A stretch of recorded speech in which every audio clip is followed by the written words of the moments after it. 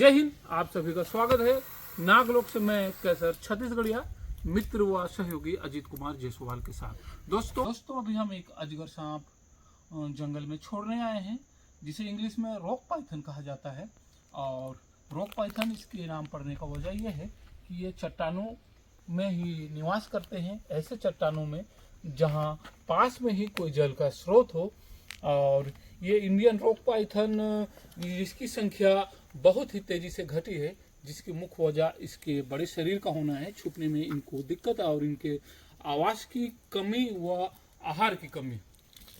दोस्तों, हम अगर बात करें हमारे नागलोक जसपुर जिले की, तो हमारे जसपुर जिले को नागलोक के नाम से जाना जाता है, जिसके मुख्य वजह यहाँ सांपों की कई प्रजातियों का पाए जाना है। दोस्तों, हमारे जसपुर जिले में सर्पदंश से मरने वालों की संख्या भी अधिक है। हमारा जसपुर जिला जो आदिवासी बाहुल क्षेत्र है, जहां लगभग 65% आबादी आदिवासी ही है। हमारे जसपुर में 90% लोग ग्रामीण अंचलों में निवास करते हैं, जिस वजह से सर्पदंश की घटनाएं अधिक हैं। साथ से ही सर्पदंश की घटनाओं के बढ़ने का कारण उत्पन्न होता है। ये देखिए अटैक कर रहा है, क्योंकि इंडियन रॉक पाइथन काफ़ी आक्रामक भी होते हैं जब ये भाग नहीं पाए। क्योंकि जसपुर भले ही नागलोक के नाम से जाना जाता है, यहाँ कॉमन क्रेत की अधिकता है। जी हाँ, वही कॉमन क्रेत जो एशिया का सबसे ज़्यादा जहरीला सांप है।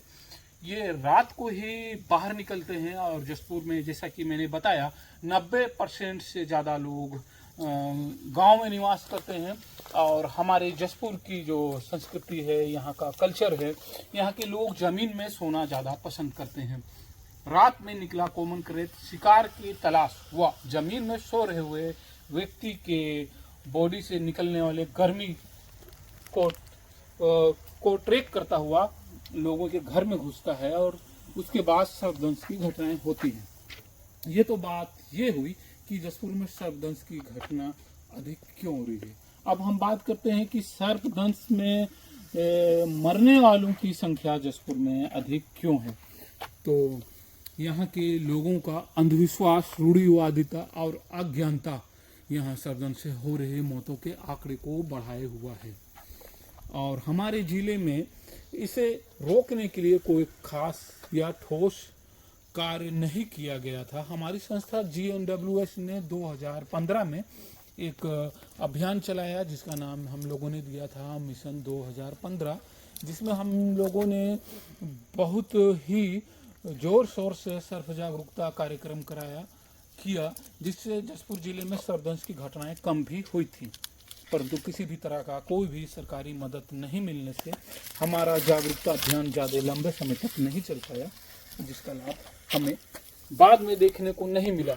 परंतु अभी वर्तमान के कलेक्टर श्री रवि मित्तल जी के द्वारा जसपुर में हो रही सर्पदंश की घटनाओं व सर्पदंश की घटनाओं के बाद हो रहे मौतों के अध्ययन करने के बाद सही दिशा में सर्प जागरूकता कार्यक्रम चलाया गया, जिसका परिणाम यह आया है कि जसपुर में पहली बार सर्पदंश से मरने वालों का आंकड़ा कम हुआ। 2023 में इस वर्ष अभी तक मात्र 21 लोगों की जान गई। और ये अगर कलेक्टर महोदय के द्वारा इस वर्ष सर्पदंश जन जागरूकता कार्यक्रम नहीं चलाया गया होता, तो मैं निश्चित तौर पे कह सकता हूँ कि इस साल 60 से 70 मौतें हुई होती। उसका कारण ये है कि इस साल का जो मौसम रहा, बारिश में लगातार गर्मी और बारिश, और अचानक मौसम का ठंडा हो जाना, फिर बारिश फिर गर्मी, जिस मौसम में सांप ज़्यादा निकलते हैं और लंबे समय तक बाहर होते हैं। क्योंकि जब ठंड ज़्यादा पड़ जाती है तो सांप शीतकालीन निद्रा में चले जाते हैं, लेकिन मौसम में सर्पदंश की घटनाएं बढ़ती हैं और सर्पदंश से मरने वालों की संख्या भी बढ़ती है।